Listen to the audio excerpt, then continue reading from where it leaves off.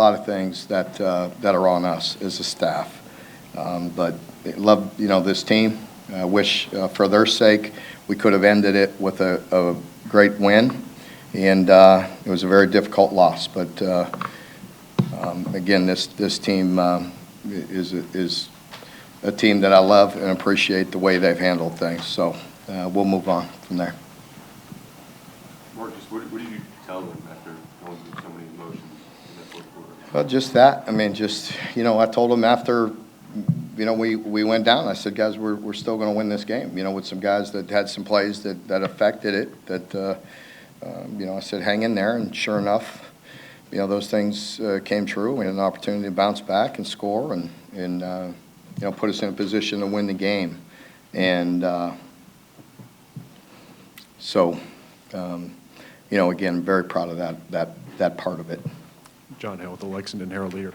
Mark, your defense only gave up 13 points on 4 possessions that started inside your own 40 there, but then the last drive they drove down the field. Was that fatigue? Was it going too conservative prevent there? How do you think that last drive went? You could always we will always second-guess ourselves on calls on certain things. I mean, we get the pressure, we get the intentional grounding. The next play really hurt us. It gave them an opportunity to get it to fourth and manageable there. Obviously, that's a play that'll haunt us for a while. We're down, our 2 top corners at that point, and you try to do some things and play some coverages that can protect them. We had nickel that was inexperienced that could have cut underneath it, and just whatever. But we could play better. We could call defense better. You can easily, we will second guess ourselves on that one.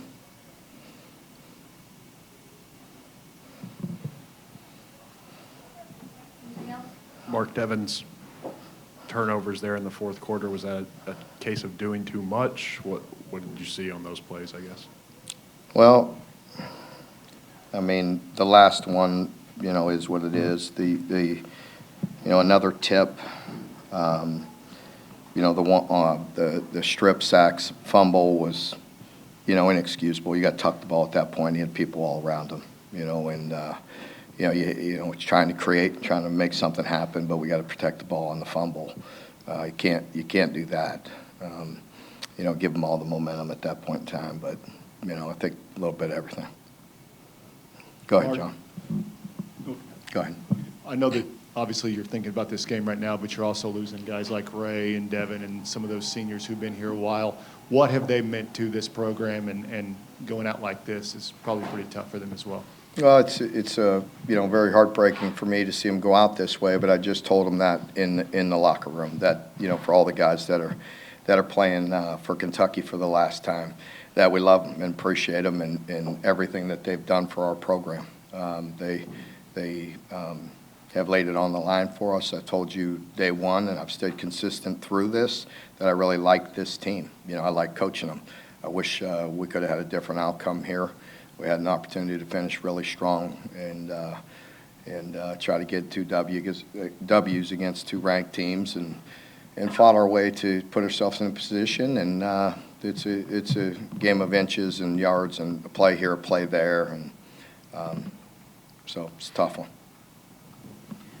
Ryan Black with the Courier-Journal. Mark, I guess I'd be remiss it's not to ask about how good Barryon was, scoring 3 different ways, and just what a threat he was, just kind of as an all-purpose threat today. Yeah, I think that's part of it. With offensively, we needed to try to have some balance, and I think Ray made a great run early, and then throughout a big portion of the game, there was just too many of those runs again where there's 0 yardage, and putting us in predictable pass.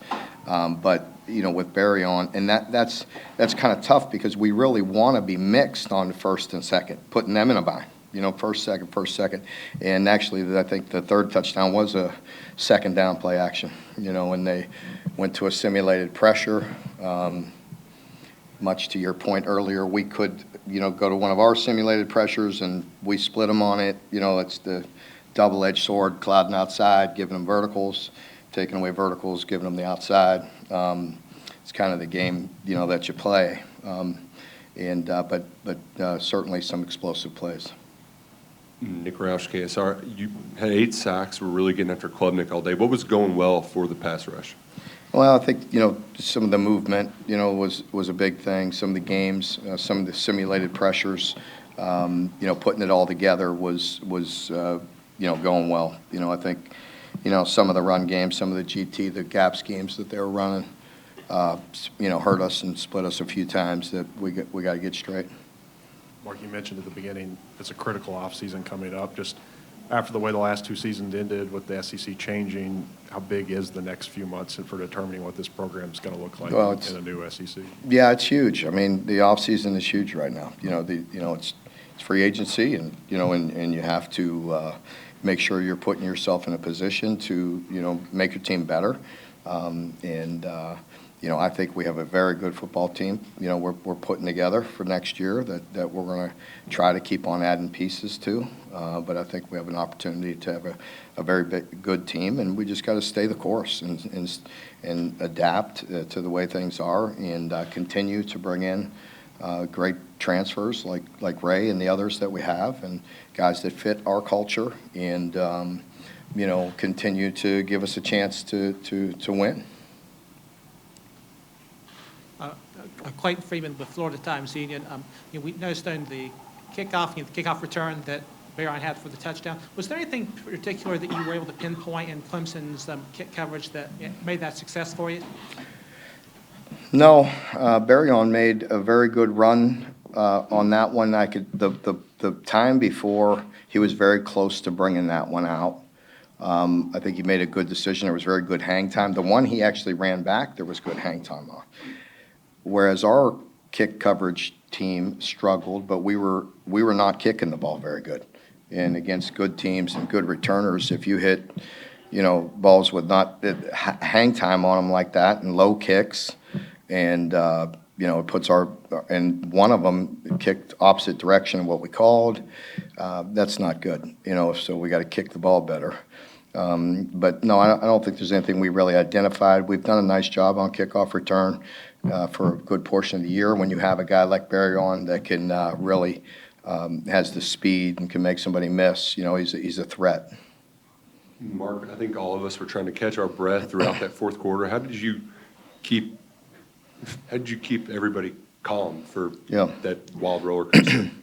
Well, I think there's a fine line there, and there's also there's mistakes that we made as well, that we got to get corrected, and you got to you could always second guess yourself on whether I could take a timeout and get the defense a little bit of rest and make sure we're putting ourselves in a position, but you want to get to keep that clock moving as well for them. But it was a heck of a football game. I mean, and I would be remiss if I didn't recognize Dabo and the job that he's done and winning 5 straight. And his team is a very good football team. It's very well coached. It's a great organization, and they played a very good game. We both did, and they made a few more than us to win it, and credit them.